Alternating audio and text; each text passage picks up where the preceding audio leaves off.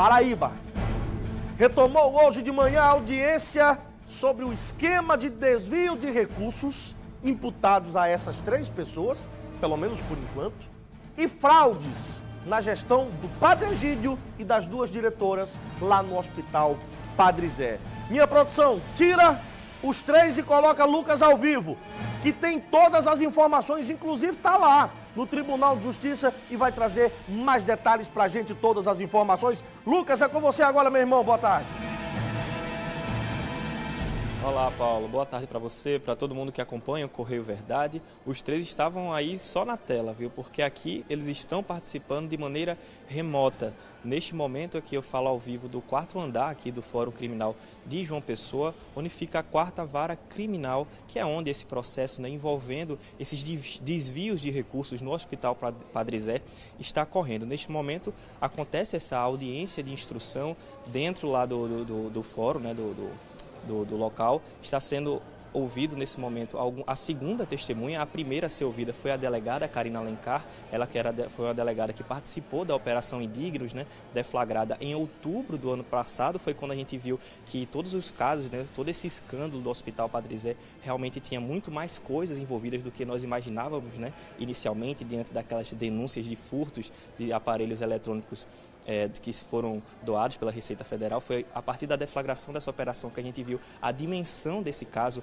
do Hospital Padre Zé, e neste momento está sendo ouvida uma 2ª testemunha. A delegada já foi a primeira a ser ouvida, já foi embora, né, já prestou esses esclarecimentos, porque o pessoal de casa precisa entender o seguinte: essa audiência de instrução é justamente o momento onde o juiz, né, que está à frente do caso, José Guedes Cavalcante, ele vai ouvir as testemunhas que foram arroladas tanto pelos advogados de defesa quanto pela acusação, né, pelo Ministério Público da Paraíba, e a partir dessas falas, desses depoimentos, também das falas dos advogados e dos promotores, o juiz consegue ir tirando aí as suas conclusões acerca do caso, até chegar ao momento realmente do julgamento. Como eu disse, hoje já serão ouvidas as testemunhas que foram arroladas pela defesa do Padre Egídio de Carvalho, que inclusive os advogados do Padre Egídio também não estão participando presencialmente, estão participando de maneira remota. Presencialmente apenas os advogados da Janine Dantas e da Amanda Duarte, também os membros do Ministério Público e o próprio juiz também. Nesse momento estão sendo ouvidas essas testemunhas, serão 6 testemunhas, salvo engano, que estão nesse momento, que foram arroladas pela defesa, né, dessas ex-diretoras, mas também há uma expectativa de que essa audiência seja suspensa, não adiada. Por que suspensa? A gente lembra que no dia 20 de maio, essa audiência de instrução já tinha se iniciado. Inclusive, naquela oportunidade, tinham sido ouvidas 6 testemunhas de defesa e 1 testemunha de acusação.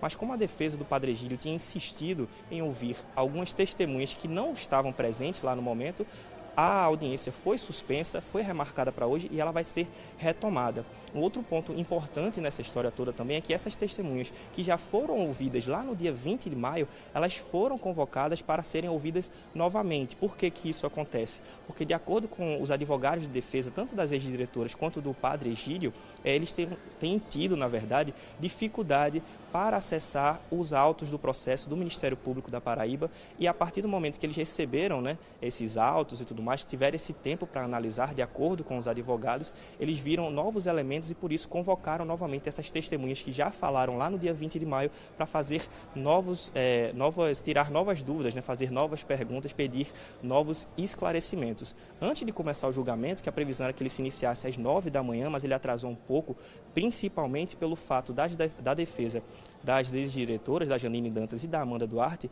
solicitar ao juiz que fosse adiado essa audiência de instrução fosse adiada de novo, porque eles têm enfrentado dificuldade, de acordo com a defesa, frisando, para ter acesso aos autos do processo. Mas o juiz entendeu que não achou por bem adiar essa audiência, e ele decidiu então que ia recorrer, e nesse momento está sendo ouvida a 2ª testemunha. Antes de iniciar, às 10h30 da manhã, eu conversei com o advogado Diego Wallace, que ao lado do Alberdan Coelho representam as ex-diretoras. Vamos acompanhar o que foi que ele disse antes de começar essa audiência.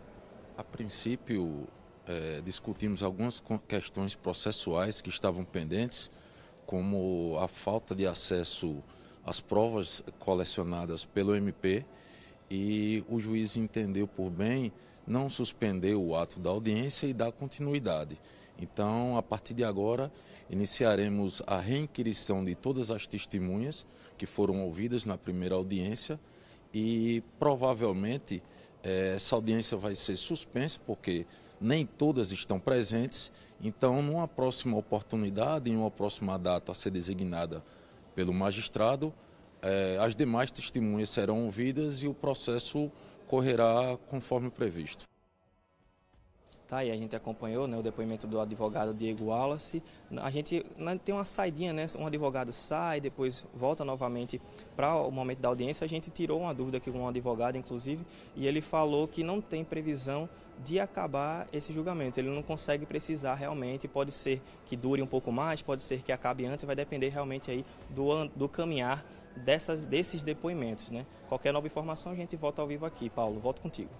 Lucas, um abraço, parabéns pelo trabalho, muito obrigado. Sinceramente, eu quero abrir o coração com você de toda a Paraíba agora. Nós estamos falando de um caso onde a suspeita é de desvios de mais de 100 milhões de reais que podem ter sido importantes, podem ter sido suficientes para que pessoas perdessem a vida naquele hospital. Porque se você desvia uma quantia grande dessa, muita gente pode ter morrido com a falta de estrutura. Agora, eu tô com nojo de comentar sobre esse caso. Com todo respeito aos envolvidos, em qualquer esfera, os acusados, a justiça, o Ministério Público, os defensores, eu estou com nojo.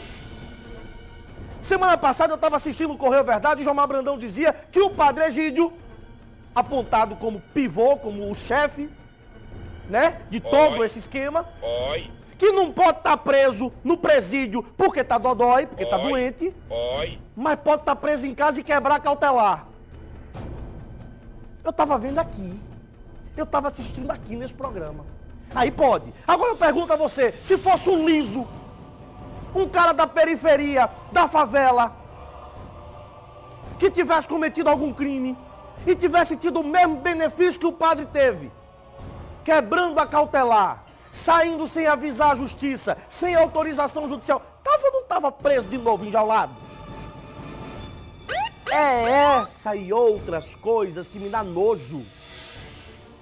Os três, como o Lucas bem disse, não estão lá, estão de forma remota, não estão presencial. Gente, os três moram em João Pessoa. Deveriam estar lá. Deveriam estar sendo acompanhados, as câmeras da TV Correio mostrando a chegada e a saída deles. Está existindo o quê? Uma proteção a eles, é? A imagem dos três? Porque quando é um preso que comete um outro crime, que é liso, que é pobre, aí não, aí escancara a imagem dele. Né? Agora, esses daí não dão nem a oportunidade da imprensa flagrar, chegando, entrando no tribunal e saindo.